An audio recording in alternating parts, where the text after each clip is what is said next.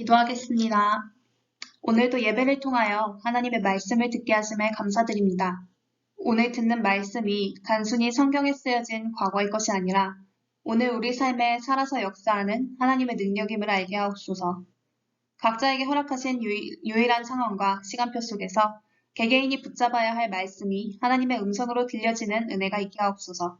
예수 그리스도 이름으로 기도합니다. 아멘. 오늘은 지난 3월 9일부터 아침 예배를 통해 확인한 신명기 1장부터 9장까지의 내용을 정리해 보려고 합니다. 말씀을 준비하려고 보니 신명기를 본문으로 총 20번의 말씀이 선포되었습니다. 각 말씀마다 주셨던 핵심 메시지가 무엇이었는지 확인하는 시간이 되면 좋겠습니다.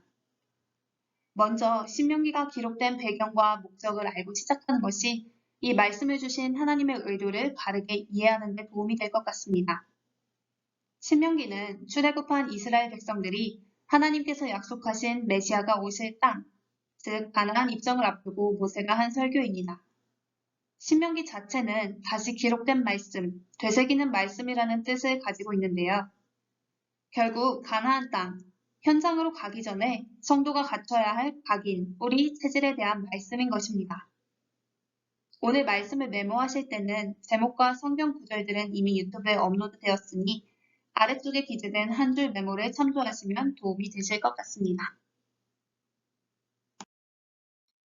첫 번째 말씀으로 우리를 위하여 싸우시는 하나님이라는 제목의 말씀을 주셨습니다.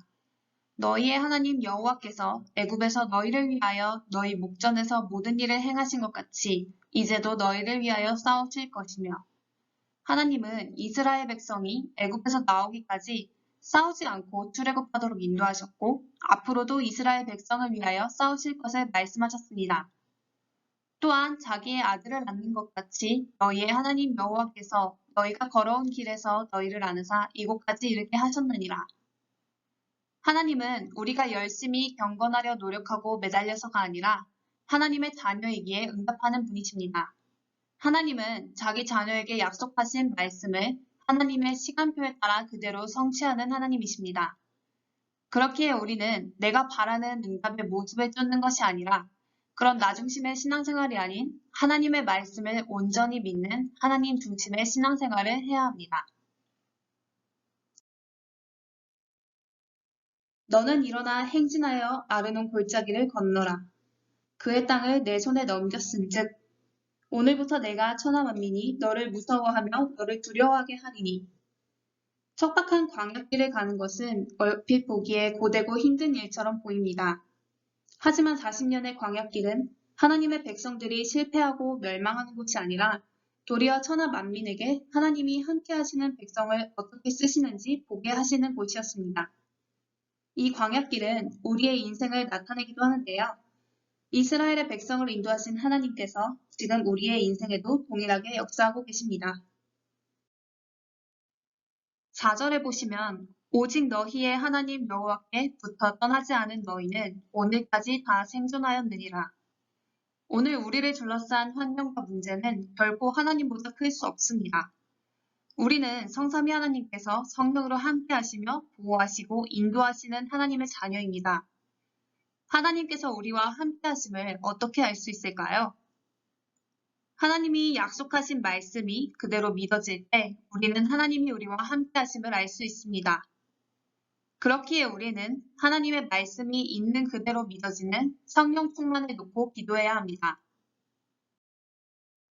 3절에 보면 이 언약은 여호와께서 우리 조상들과 세우신 것이 아니요 오늘 여기 살아있는 우리 곧 우리와 세우신 것이라. 하나님께서 이스라엘 백성에게 하신 언약의 말씀은 오늘날 우리에게 동일하게 주시는 말씀입니다. 애굽 땅, 종되었던 집에서 인도하여 낸 하나님은 사단에 잡혀 종노릇하던 우리를 구원하신 동일한 하나님이십니다. 하나님께서 호렙산에서 모세에게 주신 십계명은 우리에게 주신 것이기도 합니다.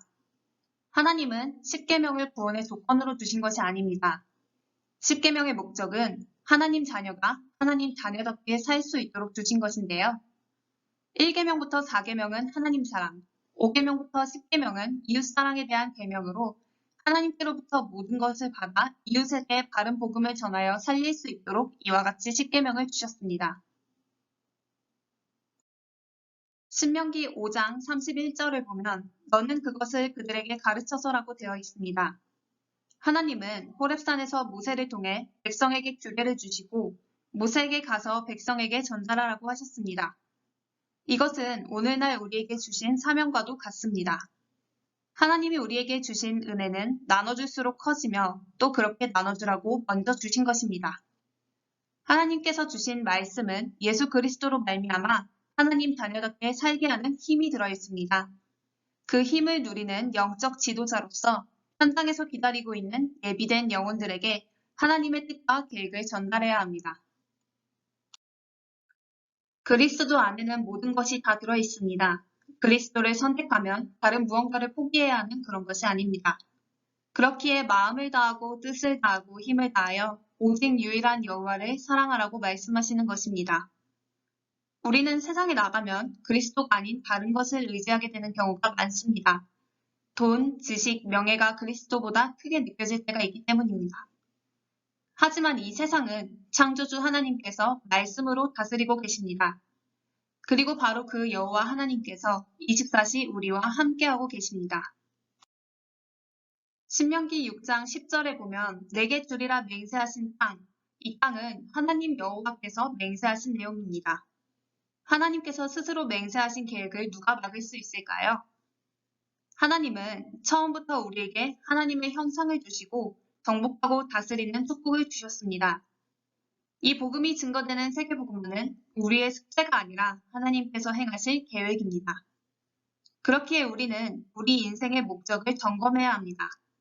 하나님은 그분의 계획을 이루기 위하여 우리의 인생을 사용하기 원하십니다. 내가 하나님을 믿는 목적이 혹시 나의 이익을 위한 것은 아닌지 점검하고 하나님과 방향 맞춘 인생으로 새롭게 시작해야 합니다. 신앙생활의 열쇠는 신명기 6장 24절의 말씀과 같이 하나님께서 주신 규례를 지키는 것입니다. 하나님의 언약궤를 따라갈 때 하나님께서 우리와 함께 하시며 모든 부족함을 채우십니다. 우리가 매일 예배를 통하여 하나님의 말씀을 확인하는 이 시간에 여호와를 경외하여 항상 복 누리기 원하시는 하나님의 소원이 이루어지고 있는 줄 믿습니다. 우리 인생은 가나안 땅을 차지하고 있던 7 족속과 같이 복음이 아닌 다른 것들이 먼저 들어와 있습니다. 하나님은 이스라엘 백성에게 광야를 통과시키며 모든 불신앙을 제거하게 하셨습니다. 우리는 오직 복음으로 충분하다고 생각되지 않을 때 복음 아닌 다른 것을 찾게 됩니다. 하나님은 오늘 우리 안에 있는 불신앙으로 말미암은 잘못된 각인, 뿌리, 체질이 오직 복음, 완전 복음으로 변화되기 원하십니다. 7절에 보시면 너희를 택하심은 너희가 다른 민족보다 수요가 많기 때문이 아니니라. 너희는 오히려 다른 모든 민족 중에 가장 적으니라. 우리는 하나님의 거룩한 백성이라는 확신과 자부심을 당연히 가져야 합니다. 하지만 하나님께 택함받은 것은 우리가 특별히 잘나서가 아니라 순전히 하나님의 은혜임을 기억해야 합니다. 우리의 약함은 하나님의 능력을 체험하는 기회요. 부족함은 하나님의 역사를 체험하는 기회가 됩니다. 하나님은 우리에게 복 주시기 원하는 분이십니다. 하지만 우리는 우리가 뭘 해야 복을 받는다고 착각할 때가 많습니다. 하지만 예수님은 하나님께서 보내신 일을 믿는 것이 하나님의 일이라고 말씀하십니다. 오늘도 우리는 예배를 통하여 마음에 주시는 하나님의 말씀을 믿고 붙잡는 것으로 하나님의 일에 함께하는 축복을 누리게 됩니다. 우리가 정말 두려워해야 할 분은 큰 기사와 기적을 행하시는 하나님이십니다. 지금까지 하나님이 보여주신 증거를 기억하며 우리의 모든 과거, 현재, 미래 문제를 모두 해결하신 예수 그리스도를 믿는 믿음으로 각자의 현장을 정복하는 삶을 살아야 합니다. 우리는 하나님이 이미 우리와 항상 함께하고 계신데 다른 것이 필요하다고 착각할 때가 많습니다. 이 착각은 나도 모르는 사이에 내 안의 우상, 하나님이 가증하다고 여기시는 것을 마음에 두게 합니다. 하지만 하나님이 우리와 함께 하심을 깊이 누릴 때 우리 안에 멸망에 가증한 것들이 자연히 버려지고 여기서 해방되게 됩니다. 하나님은 이스라엘 백성이 걸은 광야처럼 우리에게도 광야길을 걷도록 인도하시는 때가 있습니다. 이때는 나도 모르게 내가 내 인생의 주인이 되려는 나 중심을 예수님의 십자가에 못 박고 그리스도 중심으로 변화되어야 합니다. 이러한 영적인 준비가 되지 않으면 가나안 땅에 들어가서도 내 중심으로 살아서 하나님이 준비하신 것을 누리지 못하게 됩니다. 이를 아시는 하나님께서는 우리가 먼저 광야길에서 영적인 준비가 되기를 원하시는 것입니다. 하나님은 우리에게 이 땅을 살릴 수 있는 영육간의 모든 축복을 예비하셨습니다. 그리고 하나님의 소원인 세계복음화의 언약을 가지고 하나님과 동행하기 원하십니다. 그렇기에 오늘 우리가 하나님이 예비하신 축복을 누릴 수 있도록 하나님 자녀다운 삶을 살 수 있도록 갱신하며 그릇을 준비하기 원하십니다. 오늘 우리 삶에 와 있는 모든 응답은 하나님께로부터 온 것입니다. 우리가 노력을 해서 얻은 것 같지만 하나님의 은혜가 아니면 얻을 수 없는 것입니다. 이를 망각하고 스스로 이루었다 착각하면 다시 사단의 종로로 탈 것을 아시는 하나님은 내 하나님 여호와를 항상 기억하라고 말씀하십니다. 하나님은 선하시고 이미 우리 안에서 완전한 구원을 행하고 계십니다. 하지만 양이 목자의 음성을 듣지 않고 양의 무리를 이탈하면 들짐승에 잡혀 죽거나 길을 잃듯이 하나님의 말씀을 청중치 않으면 다시 구원받기 전 흑암의 종되었던 체질로 돌아가게 됩니다. 이미 받은 구원은 온전하지만 남은 인생을 사단의 종노릇하며 고통 속에 살게 되는 것입니다. 그렇기에 우리는 매일 예배를 통하여 하나님의 말씀을 듣고 언약으로 붙잡아야 합니다. 하나님은 이스라엘 백성에게 너희가 공의로움으로 말미암아 가나안을 차지하게 하셨다고 하지 말라고 하십니다. 이들이 멸망한 것은 그들이 악하기 때문이라고 하십니다. 인간에게 참된 선은 하나님과 함께하는 것이고 참된 악은 하나님을 멀리하는 것입니다. 오늘 우리를 통하여 하나님을 떠나 멸망하고 있는 이들에게 복음을 전하게 하시고 그들이 복음을 듣고 구원받게 하시는 것은 우리가 잘나서가 아니라 그들이 악하기 때문이며 그 일에 우리가 쓰임받는 것에 감사해야 함을 기억해야 합니다. 우리가 응답을 받으면 때로 내가 잘해서 응답을 받은 것으로 착각할 때가 있습니다. 하지만 잠시만 우리의 과거를 떠올려 보면 크고 작은 불신앙으로 하나님을 진노했던 과거가 누구나 있을 것입니다. 그럼에도 하나님은 오래 참으시며 오늘날 하나님의 일을 위하여 쓰임받을 수 있는 그릇으로 성도를 견인해 오셨습니다. 인자하신 하나님의 은혜에 감사하며 지금까지 인도하셨듯 앞으로도 인도하실 하나님을 믿는 믿음으로 현장을 정복해야 합니다. 말씀을 듣다 보면 분명 이전에 들었던 말씀인데 아직 나에게 각인 뿔이 체질되지 않음을 발견할 때가 많습니다. 매일 드리는 예배를 통하여 오늘은 나의 어떤 잘못된 각인을 바꾸기 원하시는지 하나님께 질문하다 보면 그날그날을 향한 하나님의 음성을 듣게 됩니다. 하루에 단 한 줄의 말씀이라도 기억하려고 마음먹기만 해도 하나님께서 우리의 잘못된 각인을 바꾸시고 하나님이 예비하신 응답을 누릴 수 있는 그릇으로 만들어 가심을 누리게 됩니다. 지난 20일의 말씀을 정리했지만 오늘 나의 마음에 내게 주신 말씀으로 와닿은 말씀 한 절로 승리하는 하루 되시길 바랍니다. 기도하겠습니다. 사랑의 하나님, 오늘도 말씀을 통하여 참된 복을 누리는 성도의 삶을 알게 하시니 감사드립니다.